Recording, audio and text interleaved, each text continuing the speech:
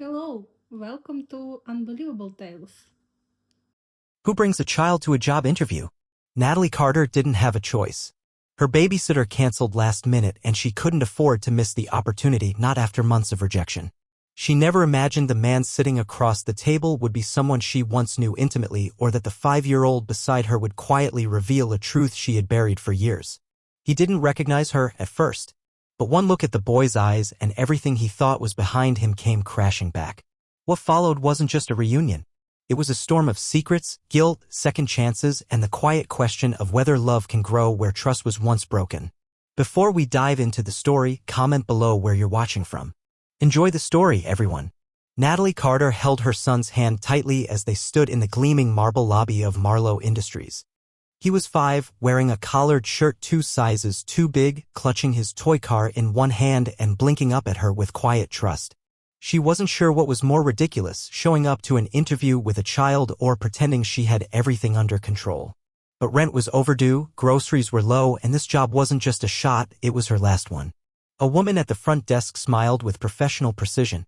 "You're here for the project assistant role?" Natalie nodded. "Natalie Carter." I'm sorry, my son." The woman waved it off. "Mr. Reeves will see you now. 11th floor. He's expecting you." She led her son to the elevator, heart hammering. She'd rehearsed this moment in her head all night. Confidence, eye contact, keep her resume visible, and if they asked about the gap in her employment history, don't say, "I was giving birth." Say freelancing. Say family matters. Say anything but the truth. The elevator doors slid open on a floor so quiet it felt like walking into a cathedral made of glass and brushed steel. A tall assistant greeted her, led them down a hallway, and motioned to a door at the end. "Mr. Reeves is ready." She adjusted her blazer, smoothed her son's hair, and walked into the room. The man behind the desk didn't look up right away. He was flipping through her portfolio, she realized with a lurch. But the moment he did raise his head, her breath caught. It was him.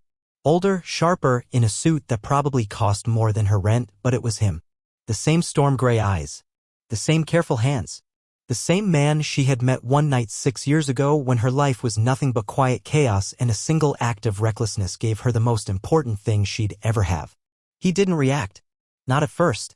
He stood to greet her, a faint furrow between his brows. "Natalie Carter?" She nodded, stunned silent. "I'm Noah Reeves. Please have a seat." Her legs moved on autopilot as she lowered herself into the chair. Her son climbed into the one beside her, kicking his feet gently, unaware of the tension rippling through her spine. Noah's gaze flicked briefly to the boy, then back to her. "I assume, unexpected circumstances?" "Yes," she said quickly. "I couldn't find a sitter." "I'm so sorry, I understand if It's fine," he cut in, voice calm but measured. "We're flexible." He flipped through the resume again. "Your design samples are impressive. You worked at Halston Creative?" "For 2 years," she managed. "Until the agency downsized." He nodded. "And since then?" "Freelance. Local projects. I've kept busy." Noah glanced at the child again. Something flickered behind his eyes. "What's his name?" "Jamie," she said, her voice softer. Jamie offered a shy wave. Noah's lips quirked into the briefest smile. Then he reached for a file on the desk. "The role is demanding. Fast turnarounds. Long hours, occasionally unpredictable schedules. I'd need to know you could handle that." "I can," she said quickly, too quickly. "I've always worked hard. I'm adaptable." There was a pause. Long enough for discomfort to curl in her chest. Then he looked at her again. Really looked. And his eyes narrowed just slightly. "I'm sorry," he said.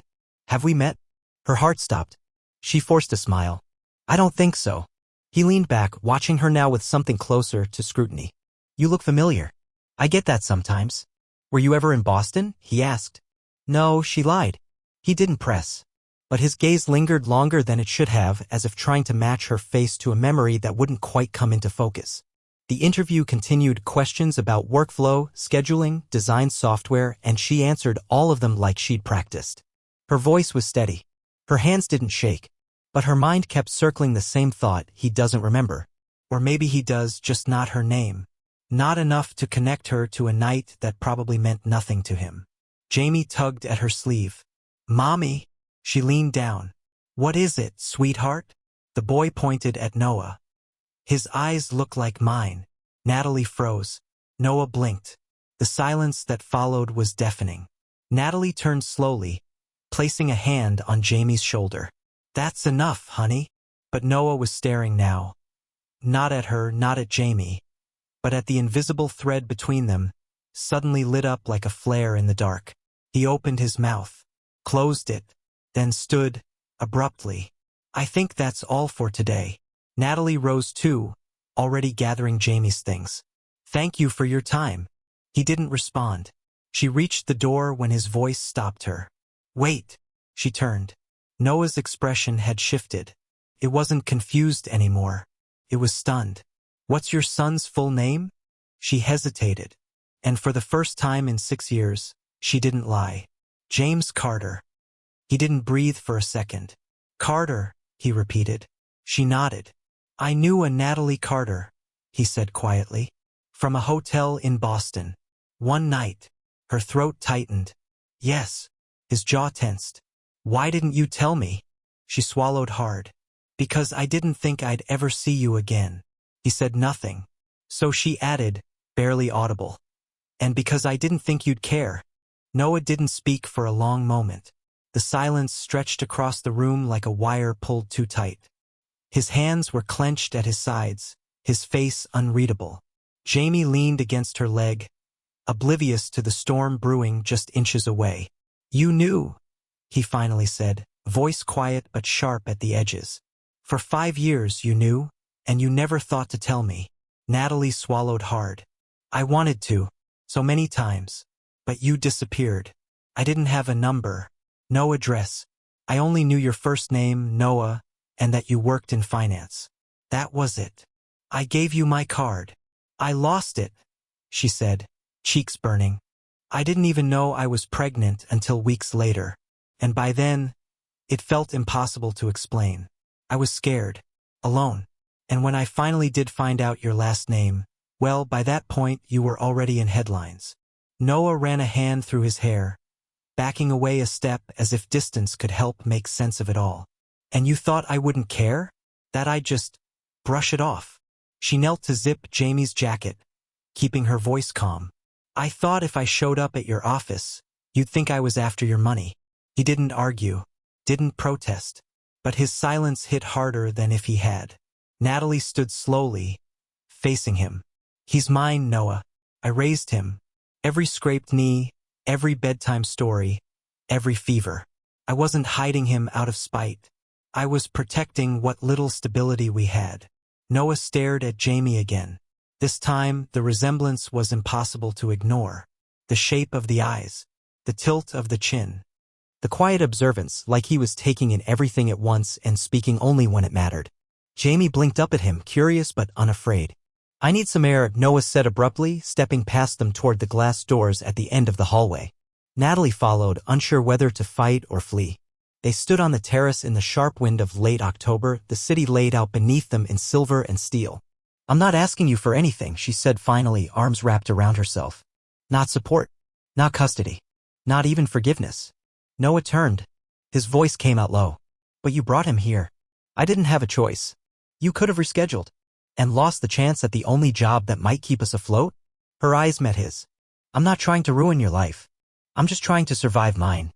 Noah exhaled, rubbing his temples. "I don't even know what to say." "You don't have to say anything," she said, gathering Jamie's hand. "I'll go." But as she turned, he said something that made her stop. "I'd like to see him again." She looked back. "Why?" "Because whether or not I deserve to know, he's my son." Jamie tugged her sleeve again. "Mommy, are we still hungry?" She smiled, brushing his cheek. "We'll eat soon." Noah stepped closer, lowering himself to Jamie's height. "What do you like to eat, buddy?" Jamie tilted his head, then whispered, "Mac and cheese." Noah smiled faintly. "Me too." Natalie watched them, unsure whether to feel relief or panic. The part of her that had raised Jamie alone wanted to shield him. But another part, the one that still remembered that night in Boston and the kindness behind Noah's eyes, wanted to believe there was something here worth reaching for. "Look," she said carefully, "I don't know what this means, but if you want to meet him again, it'll be on my terms." Noah stood serious again. "Fair. I don't want confusion. Or broken promises." He nodded. "Then let me start by not breaking one. I won't disappear again." She didn't respond. Not with words. But she didn't say no. That night, Natalie lay awake in the narrow bed she shared with Jamie in their studio apartment. The ceiling above her was cracked, the radiator hissed like it always did, and the sound of city sirens in the distance reminded her how thin their walls really were. Jamie slept beside her, his small hands still holding onto the hem of her shirt. And she kept hearing Noah's voice. "He's my son." The words didn't scare her. They didn't comfort her either. They just echoed. She'd survived so long without help, without questions. Without him. Could she survive letting him in? The next afternoon, she found him outside the community center where she taught art classes twice a week for underpaid wages and free juice boxes. He wasn't dressed like a CEO, jeans, black coat, scarf. And he wasn't standing alone. He was kneeling beside a box of sidewalk chalk, showing Jamie how to draw a rocket. Jamie beamed, messy and proud, as they filled the sidewalk with stars. Natalie stood frozen in the doorway. Noah looked up. "Hope it's okay. I didn't tell you where we'd be." "Your resume listed the center," he said. "I guessed." She wanted to be mad. She really did. But Jamie was laughing. So she didn't yell. She didn't scold. She just sat on the bench near them and watched a man who'd missed 5 years of his son's life learn how to draw the universe in crayon lines on a sidewalk. Later, as Jamie ran inside to wash his hands, she finally said it. "I don't know if I can trust you." Noah nodded. "I know. But I don't want to take that choice away from Jamie either." His voice was quiet. "Then let me show you I'm worth the risk." She looked at him. Really looked. He wasn't the man from that one night anymore. And she wasn't the scared girl who'd gone home with a stranger and woken up with a life-altering secret. They were something else now. Broken. Older. Real. "I'm not ready," she said. "I can wait." The next few days unfolded with quiet recalibration. Noah didn't push. He didn't show up unannounced again. Instead, he texted short messages, nothing overwhelming. Just enough. "Is Jamie allergic to anything? Would it be okay to bring him a sketchbook? He told me he wants to be an astronaut artist. I have questions." Natalie read every message twice before replying. She wasn't used to this, the careful, deliberate pacing of someone trying not to cross a line. It wasn't how she remembered him. That night in Boston had been impulsive, electric, full of heat and risk. But this man was different. Softer. As if fatherhood, even in its delayed realization, had cracked something open. One evening, Jamie came home clutching a small hardcover book with a note tucked inside. "Every artist needs a canvas. Let me know when I can see his next masterpiece." And Natalie tucked it into the back of the drawer where she kept her bills and emergency cash. The safe place. The place for things that mattered too much to leave lying around. She didn't know how to label what was happening. Noah didn't ask for more time than she offered. He didn't try to impress Jamie with toys or flashy outings. He just showed up. Quietly. Consistently. And when Jamie asked questions, Noah answered with honesty, never once making promises he couldn't keep. It should have been comforting. It wasn't. Because the more he stayed, the more Natalie felt the scaffolding of her carefully built life begin to shake. She'd spent years making sure no one else could disappoint Jamie. That meant no boyfriends, no second chances, no illusions. Just her and her son against the world. Now there was Noah slowly, stubbornly threading himself into that space. And worst of all, Jamie liked him. Really liked him. "Mommy, can he come to the park with us tomorrow?" "I don't know, sweetheart." He said he used to race bikes when he was little. He was really fast. "I'm sure he was." "He lets me win though," Jamie added thoughtfully. "I think that's nice." Natalie smiled, folding laundry with hands that didn't quite stop trembling. The park the next day was gray and windy, but Jamie didn't care. He tore through the grass with his dollar store cape flapping behind him. Noah stood at a respectful distance, sipping coffee from a paper cup, watching him with the kind of quiet that made Natalie's throat ache. "He thinks you're a superhero," she said, approaching slowly. Noah glanced at her. "He already is one." She didn't know how to answer that. So she just stood beside him, listening to the wind. "You're good with him," she said after a while. He looked surprised. "Thank you. I didn't expect that." He gave her a look. "Did you think I'd be awful?" "I didn't think you'd be anything," she admitted. "I'd convinced myself you didn't deserve the chance."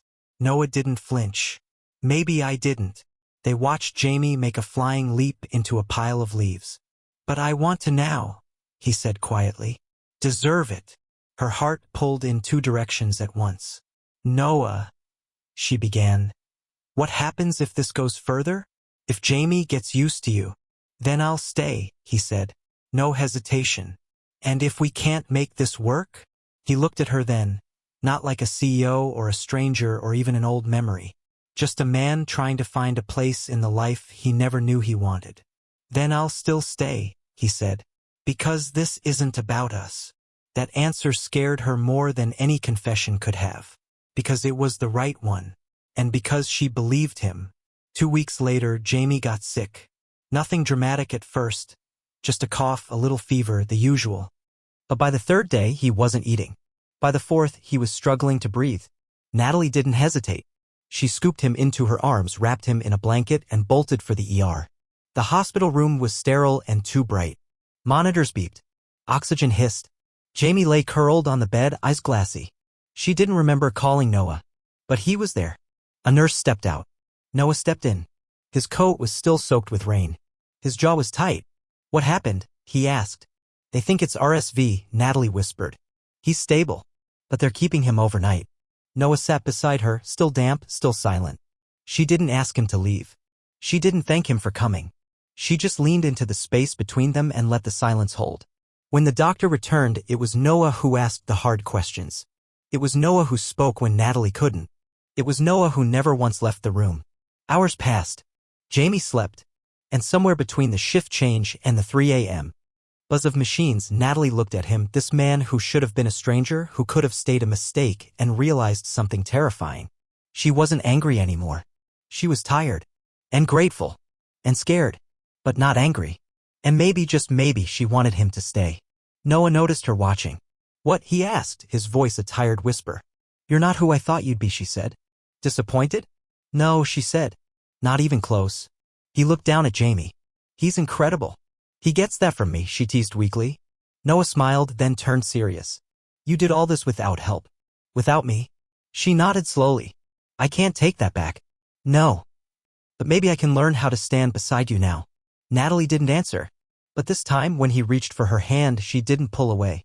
Jamie recovered faster than expected. Children are like that, they bend where adults break. Within a week, he was back to drawing dinosaurs and asking existential questions about whether astronauts ate spaghetti in space. But something had shifted. Not just in him, but between Natalie and Noah. They weren't quite co-parents. Not yet. Not really. But there were more shared mornings now. Coffee cups passed between them, whispered updates exchanged in kitchen doorways, Noah reading bedtime stories with an awkward tenderness that made Natalie pause outside Jamie's room and listen longer than necessary. She didn't remember the last time someone helped like that. Not out of obligation. Not for show. Just because they cared. One Friday afternoon, Noah offered to pick Jamie up from daycare so Natalie could make it to her second job on time. He didn't ask for a thank you. Just texted a photo of Jamie asleep in the back seat with a granola bar half-eaten in his hand and the caption, "Is this what victory looks like?" She laughed. For real. And typed back, "It's either that or defeat. Depends how long the nap lasts." She didn't know when their messages started feeling like more than coordination, or when his voice over the phone stopped making her shoulders tense. But it was happening, and it scared her, because Natalie knew what happened when she let people in. They left. Or worse, they made promises and then broke them in ways that shattered more than silence. One night, after Jamie was asleep, Noah stayed for dinner. He offered to cook. She tried to protest. Her kitchen was small, the knives dull, and she didn't have much beyond pasta and sauce. But he rolled up his sleeves and made it work anyway. "You always this domestic?" she asked, arms crossed as she watched him chop vegetables with focused determination. "I've been told I'm a control freak," he replied. "Cooking is like edible project management." She snorted. "You sound like you've practiced that line."